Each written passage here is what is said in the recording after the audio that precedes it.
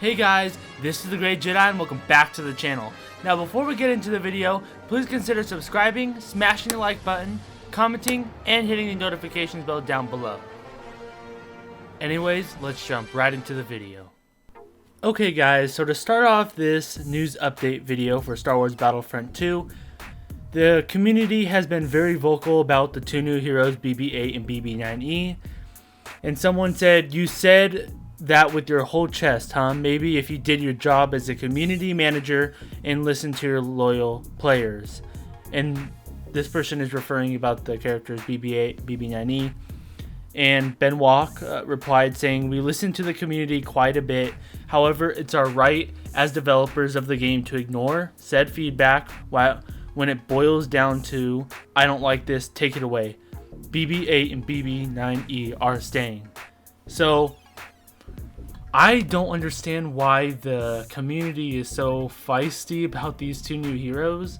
I mean, I get that they're not like human players or an alien species and they're a droid, but I'm okay with them.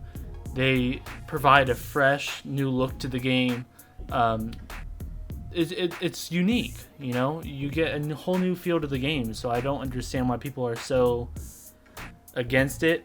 From me playing the game personally, I could barely get the heroes, so it looks like a lot of people are liking to playing them because I only get them first when I'm MVP, and then once I die, then I'm never them again because people are waiting in the menu to be them. So I don't know.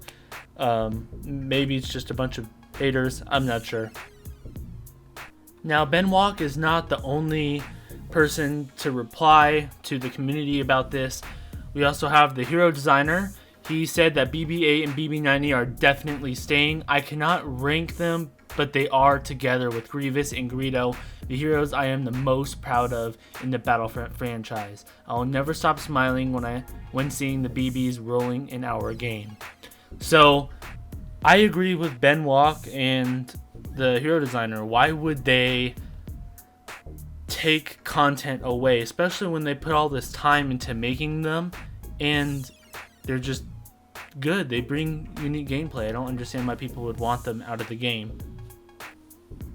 Now on a more positive note, since we're on the topic of the community, Dennis Brenval, which is a lead design director for this game, he said, "To new and returning players that helped us actually double our active player count in December, welcome and thank you."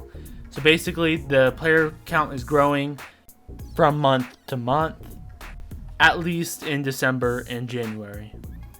Now let's talk about BB-9E because he's going to be getting a buff. So Battlefront FR said that BB-8 feels perfect. BB-9E is doing a perfect role as a support for his team, which I definitely agree about. He said maybe later indications on who you are healing, better feedback, plus when your abilities recharge faster. Maybe a slight buff for BB-9E would be great, but that might be because I didn't play enough of him. Honestly, I agree with Battlefront FR. I think that we should get those indications when BB-9E is helping out his team, as well as him getting just a little bit of buff overall, because I do feel like BB-8 has the better advantage against him. That could be because he's more offensive rather than a support hero, but that's just how I feel. The hero designer came out and said that yes, the back to support, swift support is badly communicated. I'll look into it. He should also receive more points for supporting. So that's good that they're really looking into that. Now moving on to some really big hero changes that I did not expect to be coming at all. The hero designer is making some big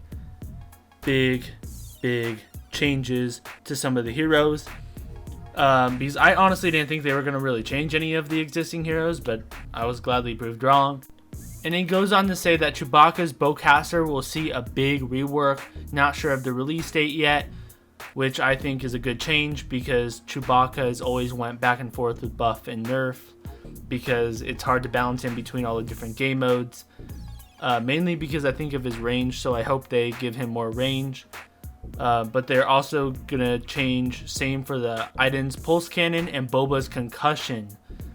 Not sure when finished, but in progress. So I think that's a great change that they're even looking into it. I really want Boba's concussion rocket to be changed or buffed tremendously. I would love for it to actually do some damage, maybe 50 to 150 damage. I think that would be a really good change, and have it actually do something more than it already does. But we'll just have to wait and see.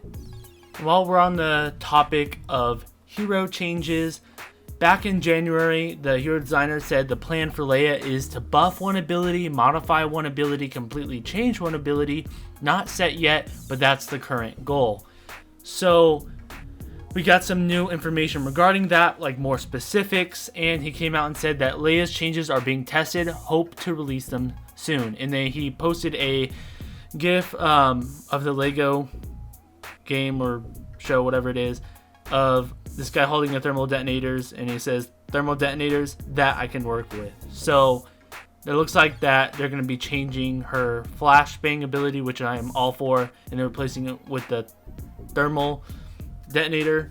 I just hope it's better than the infantry one, and I'm just glad that they're changing the flashbang because it was like worse than the officers. So that was one change for her. But the hero designer also goes on to say that they're looking at the shield too. So I hope they change it to where, like how it was in Battlefront 2015, where she could actually shoot out of her shield while no one else could shoot in. Because right now it is a bit on the weaker side.